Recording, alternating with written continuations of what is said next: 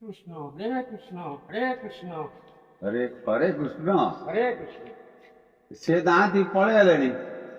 ନା ଅଛନ୍ତି?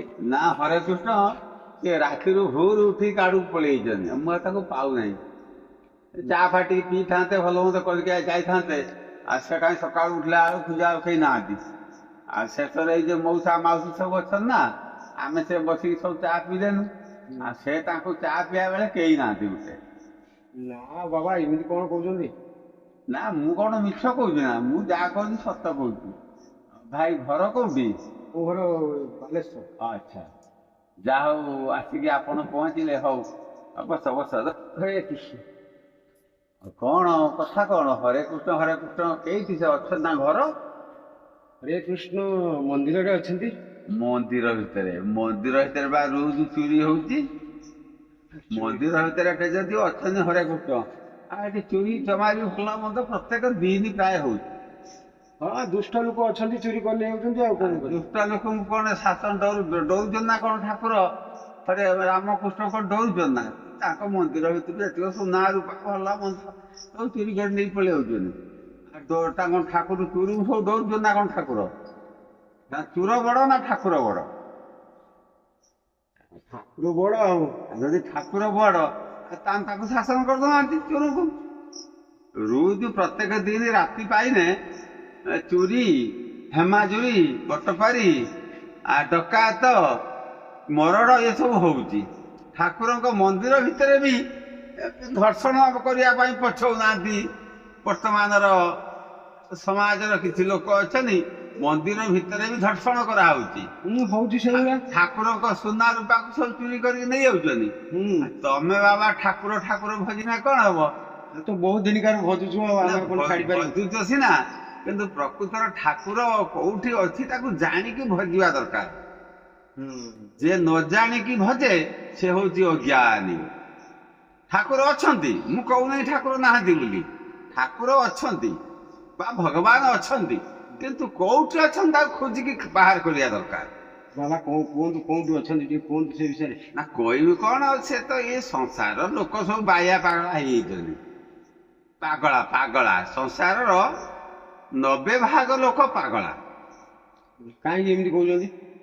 କହିବି କଣ? ସେଟା ସତ କଥାଟା। ଆଉ ଇଏ ଜୀବନ ସାରା ପାଠ ପଢିକିରି ଦି ପଇସା ରୋଜଗାର କଲେ। ଇଏ ଯେତେ ସବୁ ପାଠଶାଠ ପଢୁଛନ୍ତି, ଏଗୁଡା ଜିରା, ଲଙ୍କା, ତେଲ, ଲୁଣ, ହଳଦୀ, ଲୁଗା, ଶାଢୀ, ଗାଡି କିଣିବା ପାଇଁ ପାଠ ପଢୁଛନ୍ତି ବା ପେଟ ପୋଷିବା ପାଇଁ ପାଠ ପଢୁଛନ୍ତି। କିନ୍ତୁ ପ୍ରକୃତର ଜ୍ଞାନ, ଆତ୍ମଜ୍ଞାନ ଜାଣିବା ପାଇଁ କଣ କେହି ପାଠ ପଢୁଛି? ଆତ୍ମଜ୍ଞାନ ଜାଣିବା ପାଇଁ କଣ କେଇଠି କଲେଜ ଖୋଲା ହେଇଛି? ଖୋଲା ହେଇନି। ଇଏ ସବୁ ତେଲ, ଲୁଣ, ଜିରା, ଲଙ୍କା କିଣିବା ପାଇଁ ପାଠ ପଢିକି ତାଳ ଗଛ ପୁର ବାଉଁଶ ବାନ୍ଧିକି ତାପରେ ଆହୁରି କଣ ବାନ୍ଧିକି ପାଠ ପଢିଗଲେଣି। କିନ୍ତୁ ସେ ପାଠର ମାନେ କିଛି ନାହିଁ। ଇଏ ଜଡ ପାଠ ଏସବୁ ପଢୁଛନ୍ତି। ଇଏ ବଡ ବଡ IAS ଅଫିସର, କଲେକ୍ଟର ସବୁ ଯେତେ ଅଛନ୍ତି, ଇଏ ସମସ୍ତଙ୍କ ଭିତରେ ଆତ୍ମଜ୍ଞାନ ନାହିଁ। ଯଦି ଆତ୍ମଜ୍ଞାନ ଥାନ୍ତା ତାହେଲେ ଇଏ ସଂସାର ଭିତରେ ମନ୍ଦିର ତିଆରି ହୁଅନ୍ତାନି, ଇଟା ସିମେଣ୍ଟ ଦେଇକି ମନ୍ଦିର ତିଆରି ହୁଅନ୍ତାନି। ବାବା କଣ କରିବା? ମନ୍ଦିର କଣ କରିବା? ଠାକୁର ପୁଣି କେମିତି ଆମେ ପାଇବା? ଠାକୁର ତ ନିଶ୍ଚିତ ପାଇବ। କଣ ଠାକୁରଙ୍କୁ ଖୋଜୁଛ କଣ ଗୋଟେ? ଆରେ ବାପ ସମ୍ପତ୍ତିର ପୁତ୍ରର ଅଧିକାର। ବାପକୁ ମାଗିବା କଣ ଗୋଟେ? ବାପ ପିତା ସମ୍ପତ୍ତିର ପୁତ୍ରର ଅଧିକାର, ସେ ତ ଆପେ ଆପେ ପାଇବ। ମାଗିବ କଣ? ଯେଇଠି ପାର ସେଇଠି ଯାଇକି ଗଡି ହଉଛ, ମୁଣ୍ଡ ପିଟି ଦଉଛ। ଆରେ ଦେଉଳ ଭିତରେ ଯେ ଦେବତା ଅଛନ୍ତି, ପଥର ଅଛି, ସେ କଣ ଦେବତା? ସେ କଣ ଠାକୁର? ସେ କଣ ଭଗବାନ? ଇଏ ମିଛର କାହିଁକି ବାପା ତମେ ନଟର ପଟର ହେଇକିରି ସାରା ଜୀବନଟାକୁ ସବୁ ଦାଢି ମାଡି ସବୁ ପଚେଇ ଦେଇ ସାରିଲଣି। ବାବା ପୁଣି ଠାକୁର କେମିତି କଣ ପାଇବା? କେମିତି କଣ ଠାକୁର ପାଇବା ତ ନିହାତି ଦରକାର। ସେଥିପାଇଁ ଉତ୍ତମ ଗୁରୁର ଆବଶ୍ୟକତା ଅଛି। ଉତ୍ତମ ଗୁରୁମାନେ ହିଁ ଉତ୍ତମ କଥା କହିଥାନ୍ତି। ପ୍ରକୃତରେ ଗୁରୁମାନେ ହଉଛନ୍ତି ଅନ୍ଧାରରୁ ଯିଏ ଆଲୋକକୁ ଆଣିପାରେ, ସେ ହିଁ ଗୁରୁ। କିନ୍ତୁ ବର୍ତ୍ତମାନର ବହୁତ ଗୁରୁମାନେ ତ କଣ କରୁଛନ୍ତି? ଯଦି ଗୋଟେ ଜ୍ଞାନ ଜାଣିବା ପାଇଁ ଜଣେ କେହି ଚାହିଁଲା, ତାକୁ ସେଇ ଅଜ୍ଞାନ ଭିତରେ ପକେଇ ଦଉଛନ୍ତି। ସେଇ କୂପମଣ୍ଡୁକ ହେଇକି ସେ ରହିଯାଉଛି। ସେ କୂଅ ବ୍ୟଙ୍ଗ ହେଇକି ରହିଯାଉଛି, ସେ କେବେ ସମୁଦ୍ର ବ୍ୟଙ୍ଗ ହେଇପାରୁନି। ଜଣେ ଗୁରୁ ସଦାସର୍ବଦା ଖାଲି ସେଇ ଭଗବାନ ଭଗବାନ ଜପୁଥା ଜପୁଥା ଜପୁଥା, କୃଷ୍ଣ କୃଷ୍ଣ ଜପୁଥା, ମାଳା ଗଡ଼ଉଥା, ଦାଢ଼ି ଜଟା ଛାଡ଼ିକି କମଣ୍ଡଳୁ ଧରିକି ତୀର୍ଥ ବ୍ରତ ସବୁ କରୁଥା, ଗୋଦାବରୀ ଯା, ଗୟା ଯା, ଗଙ୍ଗା ଯା, ବୁଲୁଥା। ଜୀବନ ସାରା ଏଇ ରକମ ବୁଲିଲେ ବି, ଜନ୍ମ ଜନ୍ମ ଧରିକି ବୁଲିଲେ ବି ତୁମେ ଈଶ୍ୱର ପାଇତେ ପାରବେ ନା। କେମିତି ପାଇବା କୁହନ୍ତୁ ବାବା ଟିକେ। ସେଇ ବର୍ଣ୍ଣବୋଧ ତ ପଢିଲନି ଆଉ। ବର୍ଣ୍ଣବୋଧ ପଢିଛ ନା? ବର୍ଣ୍ଣବୋଧ ପଢିଛ ନା? ସେ ପିତା ମାତା ଠାରୁ ବଡ ଦେବତା କେ ସରଗରାଇ ଯେ ନାହିଁ, ତାଙ୍କରି ଆଶିଷ ସାହସୀ ନାୟକା ସଂସାରୁ ତରିବା ପାଇଁ। ପିତା ମାତାଙ୍କ ଆଶୀର୍ବାଦ ଭିନ୍ନ ଏ ସଂସାରରେ କୋଉଠି ଭଗବାନ ଈଶ୍ୱର ଦେବତା ଦେବୀ କେଣେ କେହି ନାହାନ୍ତି। ଇଏ ମିଛ କଥା। ଜଣେ ଯଦି ପିତା ମାତାଙ୍କର ପାଦ ଚରଣ ସ୍ପର୍ଶ କରିକି ପ୍ରଣାମ କରିଛି ନା, ତା ଭିତରୁ ସମସ୍ତ ରୋଗ ନାଶ ହେଇଯାଏ, ସେ ଜୀବନ ମୁକ୍ତ ହେଇଯାଏ, ଜ୍ଞାନ ପ୍ରାପ୍ତ ହେଇଯାଏ। ଭଲ କଥା କହୁଛନ୍ତି ବାବା। ହଉ ବାବା, ମୁଁ ଗୋଟେ ଆଇଥିଲି ଗୋଟେ କାମ ପାଇଁ। କୁହ ସବୁ କଥା ବୁଝିଲା କଣ? ମାନେ ଆଣ୍ଠୁ ଗଣ୍ଠି ଦେହ ହାତ ଫୁଲି ଯାଉଛି। ଡାକ୍ତର କତିକି ଯାଇଥିଲି, ସେ କହିଲେ 50-60 ହଜାର ଟଙ୍କା ଦରକାର। ଆଉ କଣ କରିବା ଗରିବ ଲୋକ। ହଉ ମୁଁ ସେ 50-60 ହଜାର ଟଙ୍କା ଦେଇଦେମି, ତମେ ଯାଅ ଡାକ୍ତର କତିରୁ ଭଲ ହେଇଯିବ। ନା କଣ ଆପଣ କହୁଛନ୍ତି ସବୁ ଏଠି ରୋଗ ଫଳ ଭଲ ହଉଛି, ଆଉ ଟିକେ ବ୍ୟବସ୍ଥା କରିବେନି, ଦୟା କରିବେନି।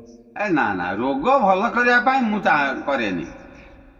ଆଗେ ମାନସିକତା ଭଲ ହଉ। ରୋଗ କରିବା ପାଇଁ ଯୋଗ କରାଯାଏ ନାହିଁ, ଇଏ ମିଛ କଥା।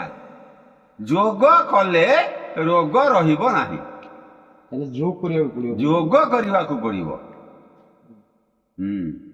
ତେଣୁ ମୁଁ ତମକୁ 50,000 ଟଙ୍କା ଦେଇ ଦଉଛି, ତମେ ନେଇଯାଉଛ ଡାକ୍ତର କତିରେ ଭଲ ହବ, କିନ୍ତୁ ମତେ ଏଗ୍ରିମେଣ୍ଟ କରିବା ଦରକାର। ପଇସା ମୁଁ ଦେମି, କିନ୍ତୁ ଏଗ୍ରିମେଣ୍ଟ ତମ ଡାକ୍ତର କରିବ।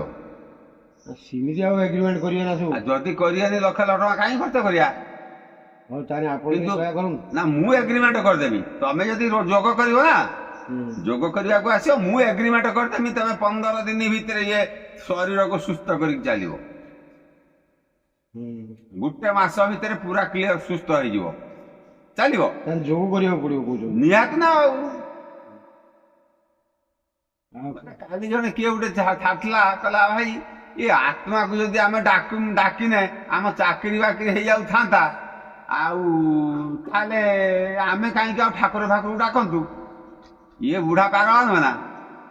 ଆତ୍ମା କଣ ଆତ୍ମାକୁ ଡାକିବୁ କଣ? ଯିଏ କହୁଛି ସେ କିଏ? ସେଠି ସିଏ ପରା ଆତ୍ମା। ସେ କଣ ଡାକିବ କାହାକୁ? ତମେ କଣ ଆମ ଶରୀରରେ ଅଛି? ତମେ ଶରୀର ଭିତରେ ନା, ତମେ ହିଁ ଆତ୍ମା। ମୁଁ ଆତ୍ମା। ମୁଁ ହଉଛି ଈଶ୍ୱର। ଠାକୁର ରାଗିବେ? କିଏ ଠାକୁର ରାଗିବେ? ହରେ କୃଷ୍ଣ ହରେ କୃଷ୍ଣ। ତମ ହରେ କୃଷ୍ଣ ସବୁ ଏଇ ଆଣ୍ଠୁ ଗଣ୍ଠି ରୋଗ ରଖି ସବୁ ହରେ କୃଷ୍ଣ କେ ବାଟେ ଗାଣ୍ଡି ଭିତରେ ପଶିଯିବ। ଦିନ ଆସିବ ତମ ହାତ ଗୋଡ ଚାଲିବ ନାହିଁ। ଏଇ ରକମ ଅନେକ ବଡ ବଡ ପଣ୍ଡା ଅଛନ୍ତି, ବଡ ବଡ ପୂଜାରୀ ସବୁ ଅଛନ୍ତି, ବଡ ବଡ ସାଧୁ ଅଛନ୍ତି। ମଲା ବେଳେ କଣ ହେଇଛି? ମଲା ବେଳେ ଚଲାବୁଲା ବି କରିପାରୁନେ, ଖାଲି ସେଇ କୃଷ୍ଣ କୃଷ୍ଣ ଭଗବାନ ଭଗବାନ ଭଗବାନ କହିକି ଏ ଜୀବନଟାକୁ ନଷ୍ଟ କରିଦେଇଛନ୍ତି। ଜୀବନ ମୁକ୍ତିର ସ୍ୱାଦ ମୁଠେ ପାଇପାରିଲେ ନାହିଁ। ଆପଣ ଠିକ କହୁଛନ୍ତି। ଯାହା ହଉ ମତେ ଟିକେ ଶରଣ ରଖନ୍ତୁ। ନା ରଖନ୍ତୁ ମାନେ ତମେ ଘରକୁ ଯେତେବେଳେ ଆସିବ, ତମେ ଖାଲି ହାତରେ ଆସିବ। ଆସିକି ଏଠି 15 ଦିନ 20 ଦିନ ରହିବ। ରହିଲା ପରେ ନିୟମିତ ଭାବରେ ଯୋଗ କ୍ରିୟା କରିବ। ଯୋଗ କ୍ରିୟା କଲା ପରେ ତମର ନିଶ୍ଚିତ ଆରୋଗ୍ୟ ଲାଭ କରିବ, ଏଟା ଗ୍ୟାରେଣ୍ଟି।